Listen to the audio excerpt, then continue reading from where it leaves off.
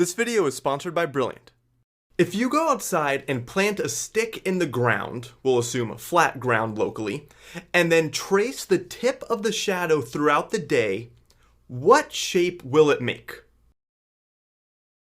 Now, if you said hyperbola, cool, you can read titles, no one cares. But that's not even the full answer, hence why this video is a video and not a short. The detailed answer is down in the description if that's all you care about, but the main thing we need to answer this question is just the basic concept behind conic sections. Just the fact that depending on how you slice a cone with a plane, you'll either get a parabola, a hyperbola, an ellipse, or a circle. This is pretty much all you need to answer this question. And if you think you've never seen in real life a cone getting sliced by a plane, then you're wrong, and here's why. Okay, sorry for the change in video quality, had to use my phone for this part. But here we have a flashlight. Now the actual light in this is like an inch down. And because of the circular top, when I turn this on, it is going to create a cone of light. Just the light getting cut off by that circular top. We've all seen this before. Here we have a plane. We're going to use the wall to slice that cone. Now, if I hold the flashlight vertically like this, it's going to create a vertical cone, and the wall is going to slice it vertically. As we just saw, when a plane slices a cone vertically, you get a hyperbola. As we can see here, we can see the linear asymptotes and the curve in the middle. It's hard to hold it still, but this is a hyperbola. If you have a lamp near a wall, you've probably seen this a million times. Because a lamp is kind of the same idea. You have a light beneath the circular hood. It's going to create a cone of light. And you're going to get this shape. Now, unfortunately, I can't angle the wall, but I can angle the flashlight, the cone. So there will still be a relative angle between our plane and cone. So it's all the same thing. Now, if I angle the flashlight slightly, we're still going to have a hyperbola. Okay, if the plane slices our cone at a slight angle from vertical, you still get a hyperbola. The parabola only comes up at one specific angle. So that's kind of hard to find, but there's one angle where you're going to get a parabola, no longer the linear asymptotes. And then if I angle it any more, what's going to happen is essentially the ends of the parabola are going to snap together to create an ellipse. So there we have our next conic section. And then if I angle the flashlight straight on the whiteboard, of course, we get a circle. So there you go. You have seen a cone sliced by a plane before. And this was very important for what we're about to see. Now, the other thing that's crucial here is we need to understand what the sun appears to do relative to us. Yes, we are spinning as we revolve around the sun, but that's not how we're going to think about this. We just need to think about what the sun's apparent path is. And that path is a circle. The sun appears to make circles around the earth. But more specifically, it's appearing to make circles around the earth's axis of rotation. Okay, so here we got the earth chilling. Now, this is the North Pole, and we're spinning about that. So the axis of rotation is pointing where the North Pole is pointing. If you were on the North Pole, there's you. You're on the North Pole. The axis of rotation is pointing straight up. So if you looked straight up, then the sun will appear to do circles around where you're looking, that axis of rotation. That's it. If you were to lay on your back on the North Pole and just stared straight up, you would see the sun doing circles around that axis of rotation. It would never be directly above you. It would just be doing circles around you, assuming it was the summer. As the year went on, the circles would become wider until it went all the way around the horizon, and then it would dip below the horizon, and it would be nighttime for the entire winter. So we have one very specific answer.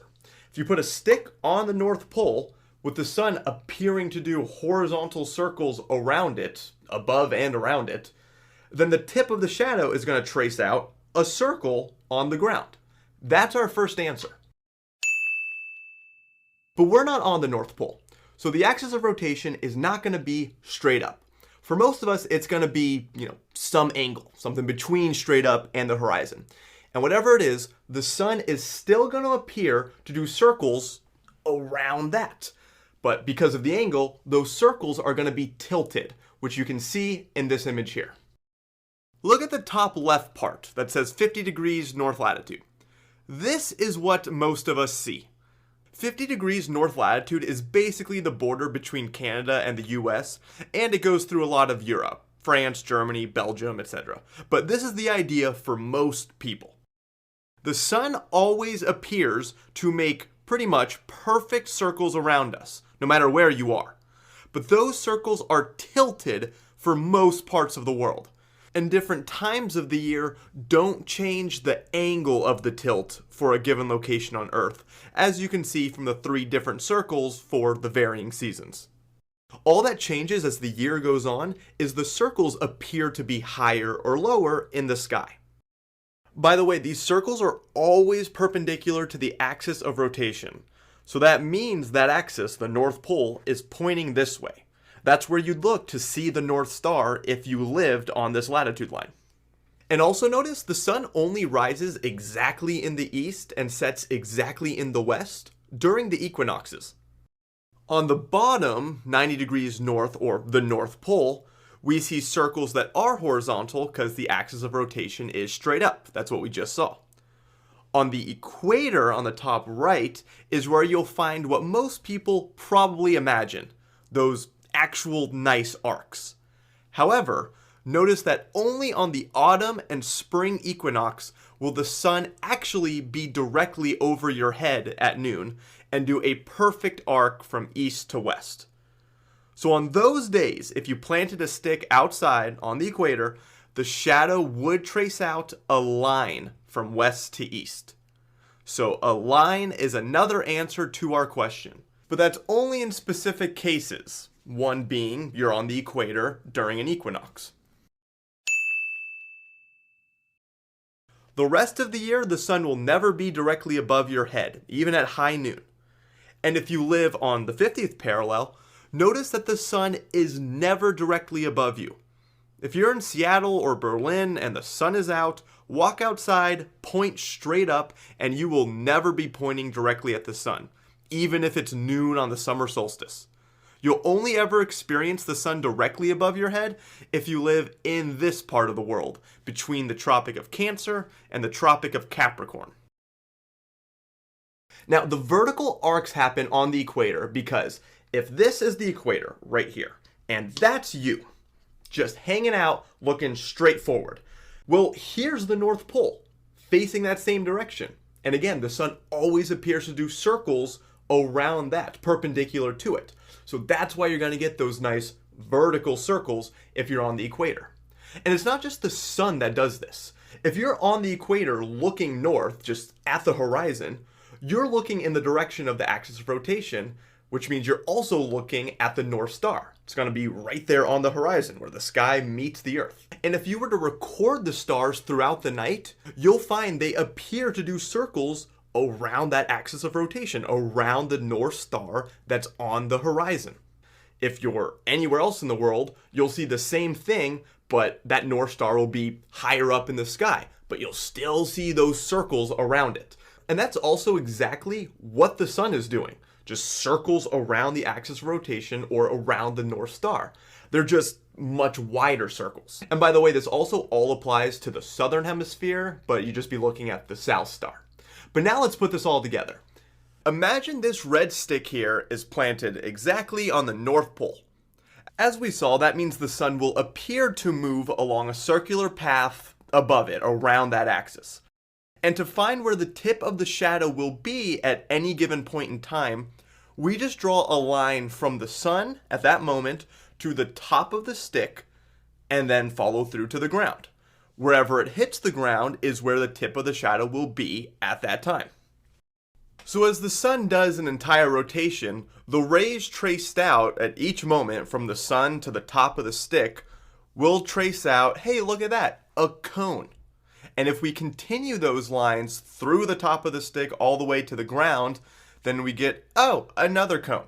Thus, the circular shadow on the ground is simply the horizontal ground intersecting a vertical cone. That's it. But typically, the sun's circular path is going to appear to have some tilt to it, and it will set, like we see here. This is almost like the nice arcs at the equator, but there is some tilt. And since the sun is very far away from the Earth, we can create that same cone from tracing the rays from the sun to the top of the stick for the entire circle. Then following through, we find that shadow is going to be whatever shape you get when a plane, or the ground, intersects a cone at a slight angle, which we know is a hyperbola like we see here. Now, it might seem weird to some of you that the apex of the cone is on the tip of the stick, and you're right. It wouldn't be a perfect cone centered there. But the sun is very far away, so this still works. It is an approximation, but a pretty accurate one. And if we're somewhere in the world with even more tilt, still, you're likely to get a hyperbola.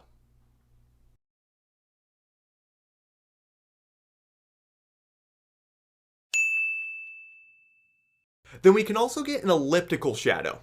This happens when you're near one of the poles but not on them, where the sun's apparent path is slightly tilted, almost horizontal but not exactly, and it doesn't set. This can only happen in the Arctic or Antarctic circles, as within those there are times of the year where the sun never sets. And during those days, you will get an ellipse, just the ground intersecting a cone, but at a nearly horizontal angle. Someone made this nice resource here where you can play around with different latitudes and sun locations to see how the shadow's path will change. Here's 45 degrees north latitude, northern United States, and as the sun goes along its circular path, we can see the shadow tip traces out a hyperbola. As the season changes, it stays a hyperbola until the equinox when it becomes a line, but just for that day. And then as we move into the summer, it goes right back to being a hyperbola again, but facing the other direction. If we go to 0 degrees latitude, the equator, we again see that nice vertical arc, which still casts a hyperbolic shadow until again you reach the equinox and get a line. Then after the equinox, it goes right back to a hyperbola. In fact, no matter where you are on Earth, other than the poles, you'll find that on the autumn and spring equinox, the tip of the shadow will trace out a line from west to east. So that's the real answer in regards to the line.